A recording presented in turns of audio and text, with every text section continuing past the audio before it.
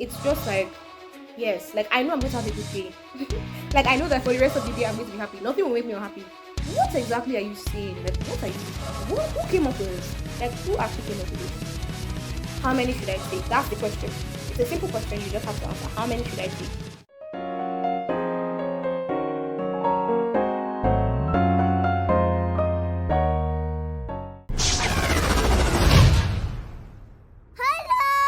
And welcome to my channel.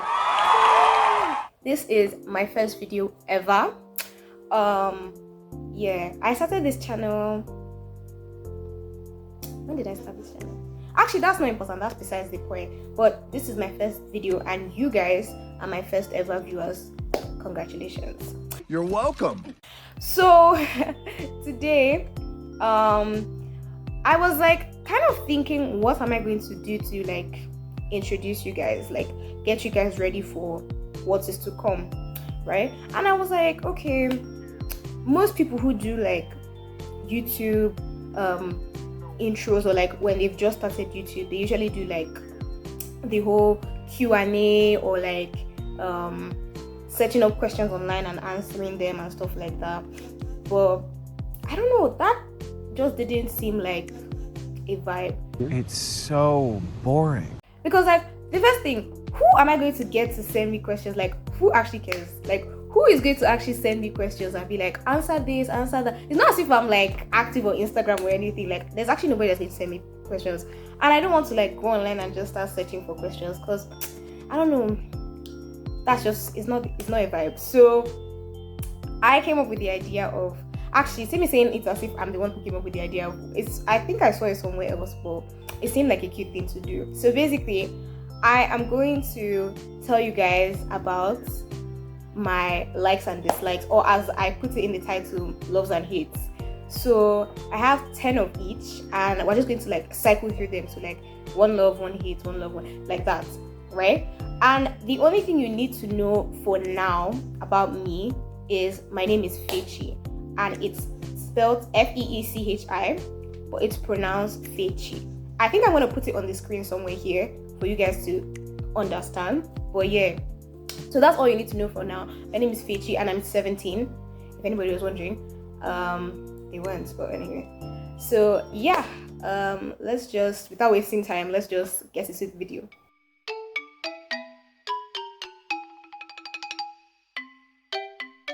Okay, I took off my hoodie, like the hood, because I'm not really sure whether it looks better with the hood or without the hood. So this is it with the hood, like this is how it looks.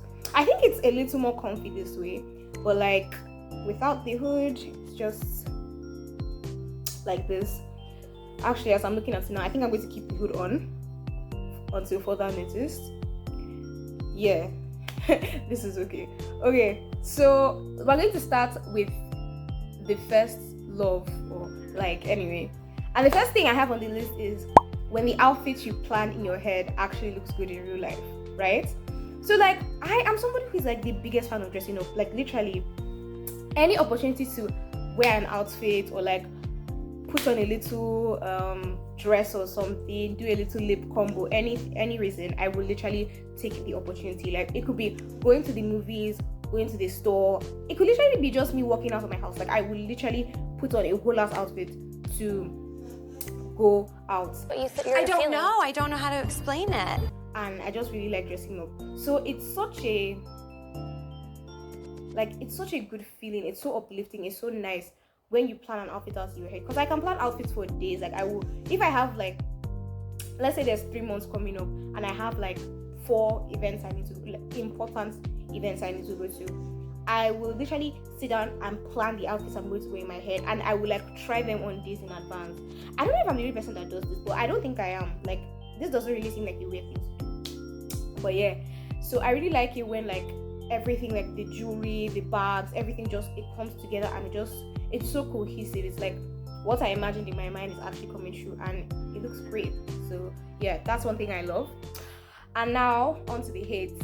The first thing on my list is something that we actually need to talk about, because it's actually becoming too much. Like I don't understand. It's actually becoming too much. it's becoming a problem. We need to leave, like as people say, leave it. We should have left it in 2012, talk less of 2023. Like we should have left it since, like it's done, we finished. And what I have here is specifically for African people, right? When your mom uses her generational sarcasm to finish your life, that's literally what I wrote here. And I'm going to give you an example. You know what I'm talking about. It's just the way I put it. Let me give you an example. So let's say this is the scenario. You or your younger sibling or something like that comes to your parents' room and is like, oh, could I have this? Could I have like a chocolate or something, right? And then she's like, yeah, sure. You ask your mom. She's like, yeah, sure, you can have it. And then you go to take it, right? And then you, being the innocent person that you are, not wanting to take more than your fair share, you know, having goodness in your heart, you really ask her, how many should I take? That's the question. It's a simple question. You just have to answer, how many should I take? I'm going to give you a guess on what the answer is. There's only one answer that almost every African mom gives, and you know the answer. If you're African, then you know the answer. And that is take 100. They will literally tell you take 100, and you just stand there and you're like, you know, if I can actually just carry this pack and leave the room. Like I can actually just carry this whole pack of something and leave the room. I'm taking this. Because I don't understand what the point of all this stuff is. Like, why are we doing this? Like, actually, why are we doing this? Another example of the generational sarcasm from African moms is when, okay, for example, now let's say you guys went to the market or you went to the shop or something, and you guys came back with like a bunch of bags and everything, right? But it's like bags with different stuff inside. Like the contents are different. So you have like your vegetables, and then you have drinks, and then you have toilet paper. I don't know, basically different things, right? And then you ask your mom when you guys get back to the house, oh, where should I put the bags? Like, where should I put this bag? Where should I put that? And then your African mom in particular, proceeds to say, put it on my head. Put it on my head. Do you know that I should put it on my head? That's literally what they say, put it on my head. Why don't I shove it up your...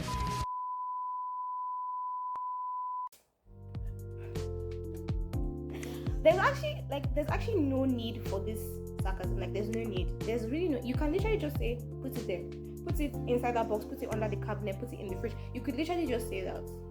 Because at the end of the day, am I not your child? Like, can you please have mercy on me? Like, can you actually have mercy on me? Because it's too much. It's actually becoming too much.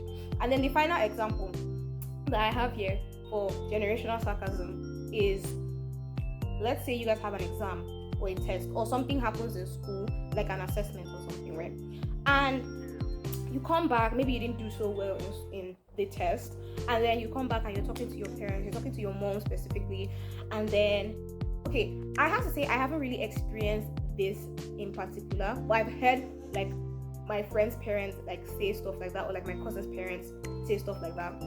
And so basically, you come back to the house and you tell them about the test and everything, and then they proceed to hit you with the, do they have two heads?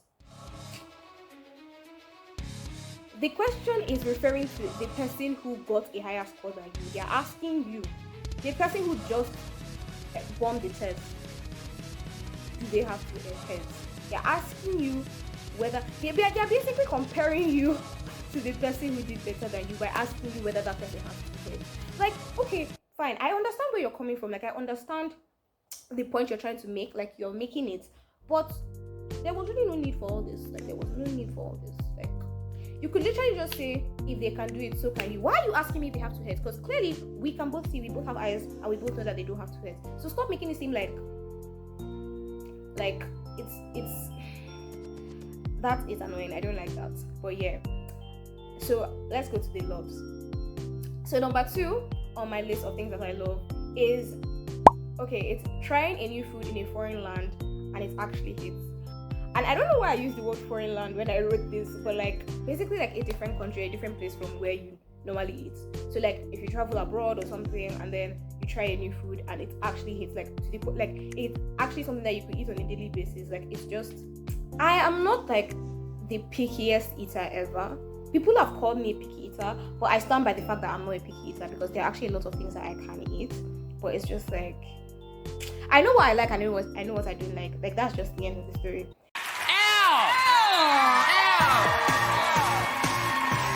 So if I go to another country, in my mind, I'm expecting that, like, okay, maybe I'll eat, like, if they have something generic, for example, like breakfast food is the same everywhere. So, like, I'm not really scared for, like, breakfast, but, like, all the other food, especially if you're going to, like, an exotic country, like a tropical country, if you're going to an Asian country, or any, like, places where the difference in food is very visible, right?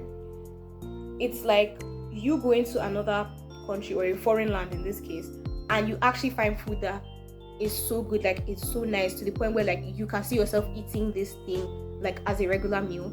It's such a good experience. So yeah, that's my second thing that I love. Now we go back to the hates. Number 2 on the hates is when schools try so hard to enforce the stupidest rules. Guys, I have so many examples of this. Like, I have so many stories you will not believe. Like, okay, I can understand that there are some rules that are necessary, like, no running on the staircase or whatever they do. See, I've not been in school for some time, so bear with me if I don't get the rules correctly. But, like, no running in the halls or stuff like that, or, like, during study time, be quiet or stuff like that.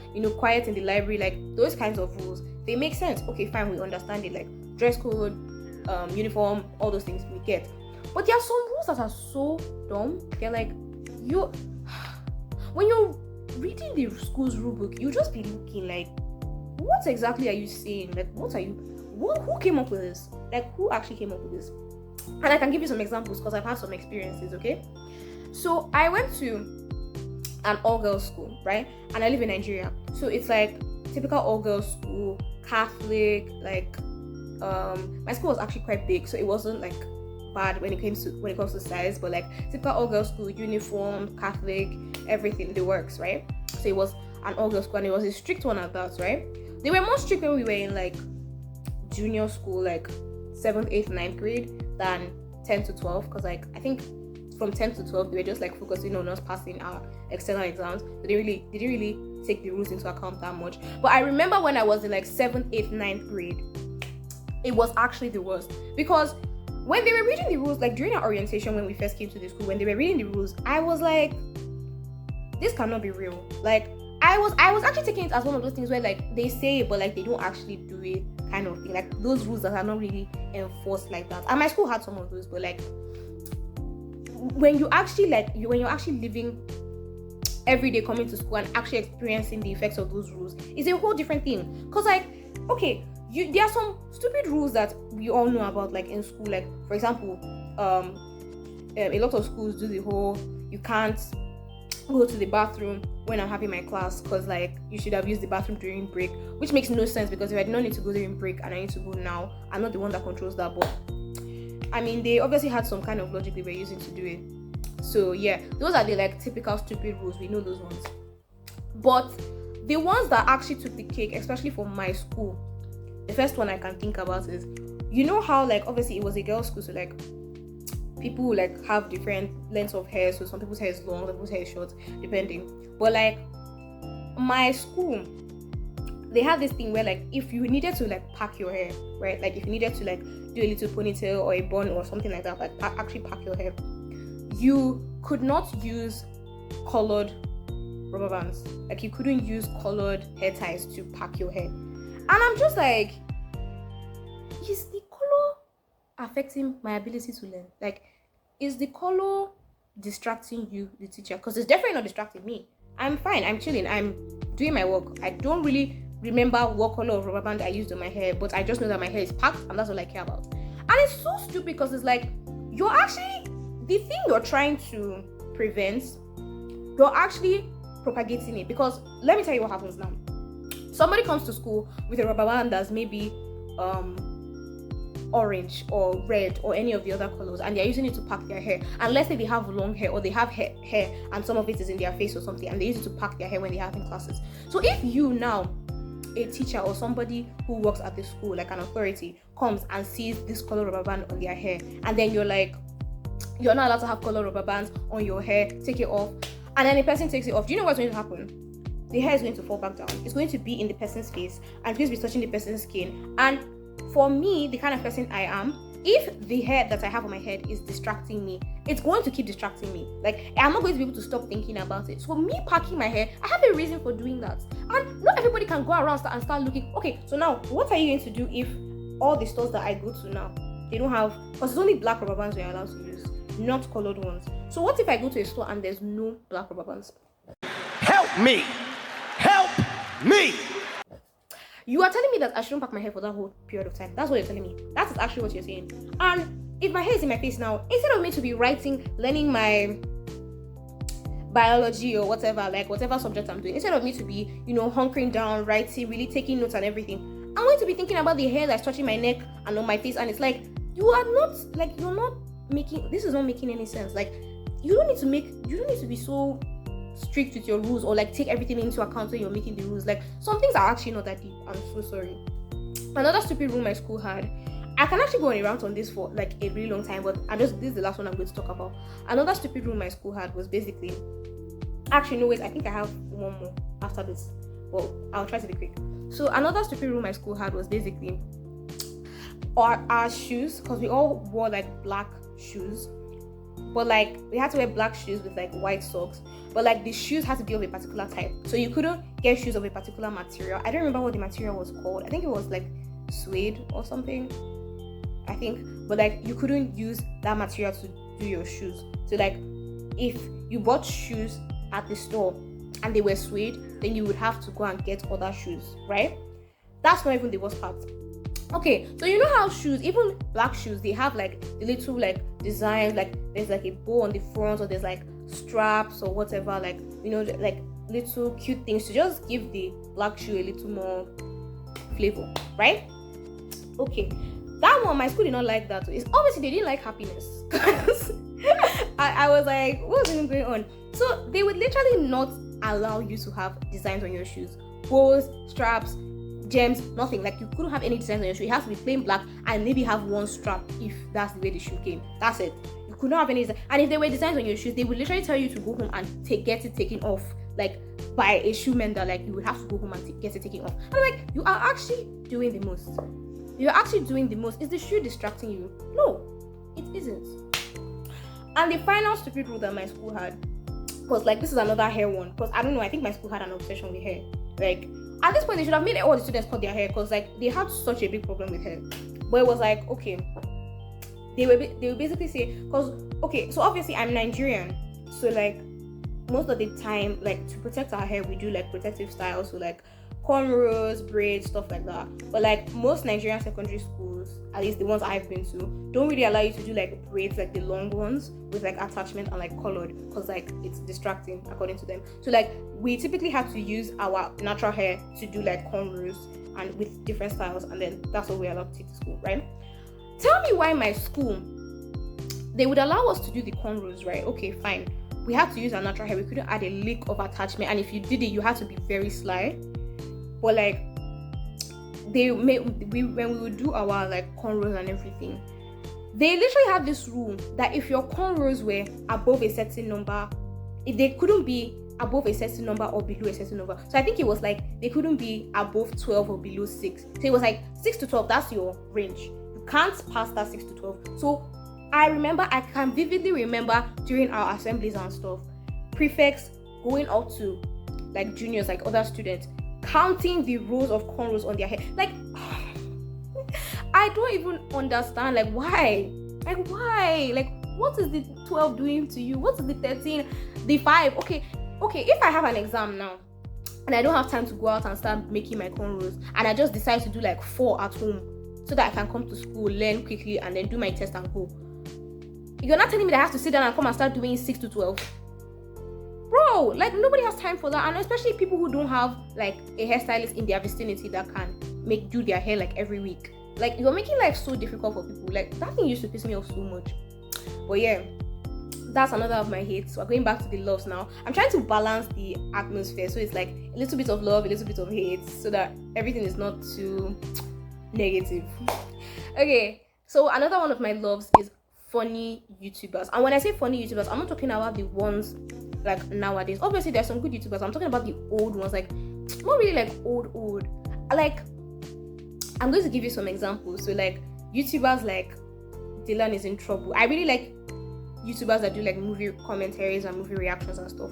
So YouTubers like Dylan is in trouble, Your Internet Mom Ash, even some of these YouTubers that used to do all these like really niche videos, like Rosanna Pansino, when she used to do like her baking and cooking videos, Lily Singh, Liza Koshy, like all these, like I'm talking about YouTube, like peak comedy YouTubers. Like the comedic timing was everything. Like I can remember that after like difficult tests or like just a difficult day in general, I knew I could just click on YouTube and open it, and I would just see like the funniest things, and I would laugh until I felt like peeing, and that was just the best thing ever, because it was like after a long day I can just come home, watch YouTube and just relax. I know that I'm going to have a good time. So nobody should underestimate the power of funny YouTubers, because they really do a lot. They help the community, I can't lie.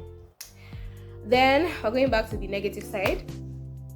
So number 3 on my list of hates is, also I have 10 of each, just so you know. So number 3 on my list of hates is when people take advantage of other people's kindness. Bro, I hate this, because it's like, obviously there's no need for people to be unnecessarily mean to people, but it's like the people that are generally kind to everybody, right? It annoys me so much when people take advantage of that kindness. I will give you an example.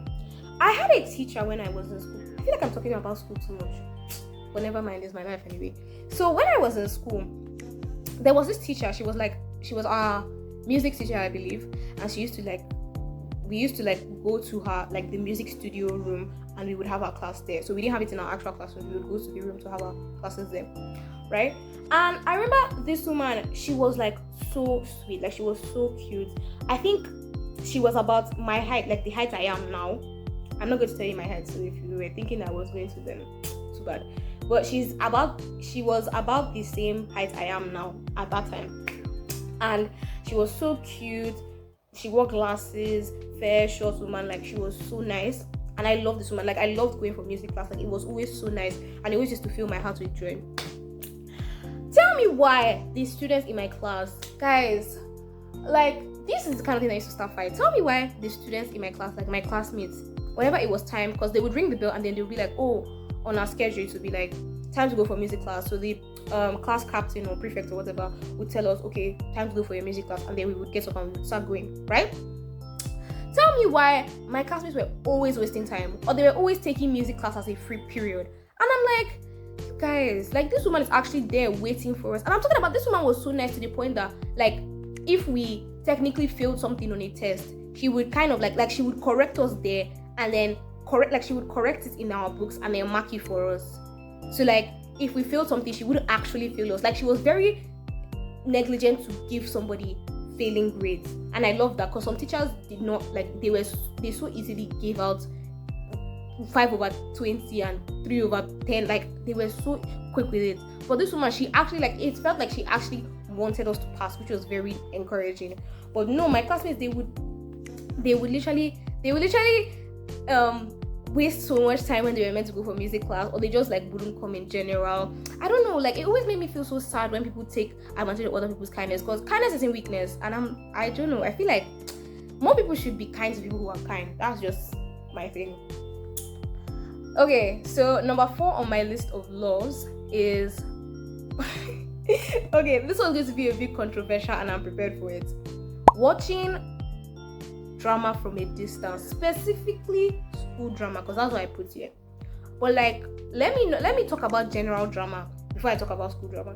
So watching drama from a distance is like, let's say something is happening with like your acquaintance, not really like a friend, but like a friend of a friend, or maybe like your cousin or something. Like something is happening. It's not somebody you're very, very close to, but just somebody where you can look at it from afar and like get all the information, right? Guys, it's so like it adds so much, what should I say, like it adds so much zest to life. Obviously it can't be too much. Like if somebody's having drama every 2 days, like it's like, no, like you need to calm down. But if it's like once in a while this person has this drama, it's like and it doesn't have to be like typical relationship drama, because I know like everybody wants to see relationship drama, but it can even be like drama like, how do I explain it? Or maybe they had like something with their roommates or something like that, like, or even drama like with a stranger, like maybe at a coffee shop, some guy cut you off when you were like, I don't know, just little bits of drama that you can watch from a distance. It just like adds zest, like especially if you're somebody like me who doesn't do a lot of stuff, like unless she's like invited or something. Like if you're like a homebody like me and like you have people around you who have like little bouts of drama in their life, it just adds a little spice and makes life interesting. So yeah, I like that. I don't like being in the drama. Let's get that straight. I don't like being in the drama at all. But watching it from a distance is fine. Yeah. Okay, then the hates. I'm reading this off my laptop, by the way, so if I'm like squinting and looking to the side, then that's why.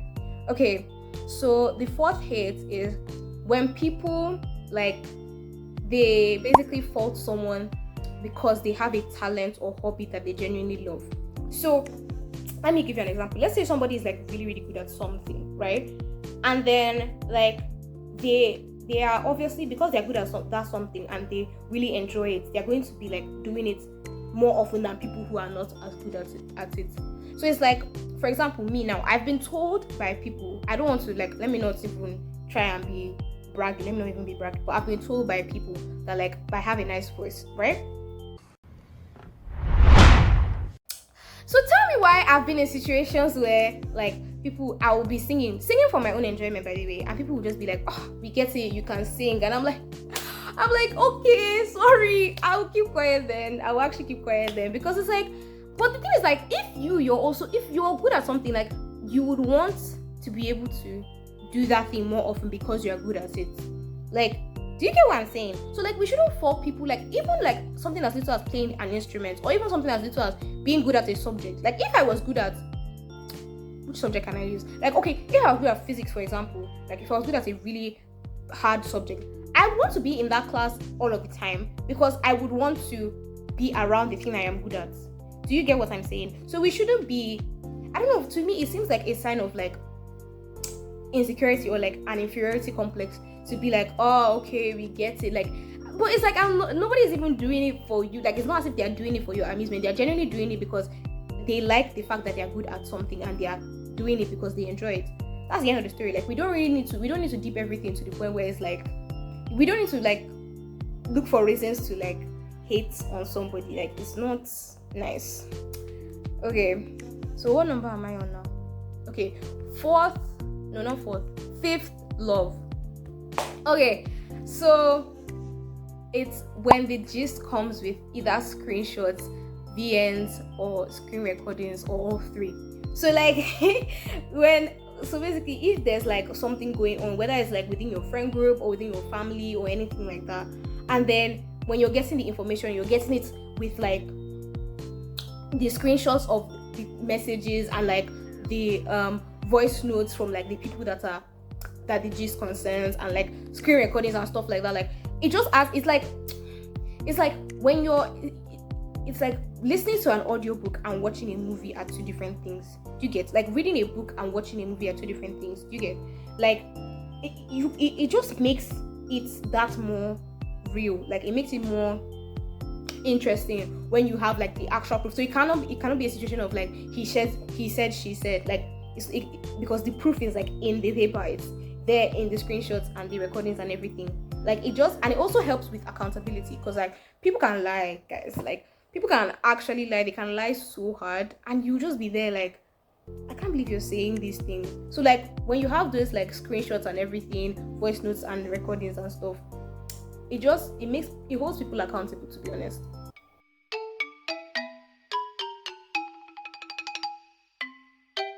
Yeah, so that's it. Oh, finally. These are the things I love and the things I hate. Obviously, there are more things, but like, these are the ones that came to my mind and the ones that I really wanted to talk about, and the ones that I felt like would help you guys to get a good sense of who I am, seeing as this is my first video, if you didn't know. So yeah, we are done with the video now. I hope you guys really liked it, and comment down below some things that you love and some things that you hate that maybe other people may not relate to.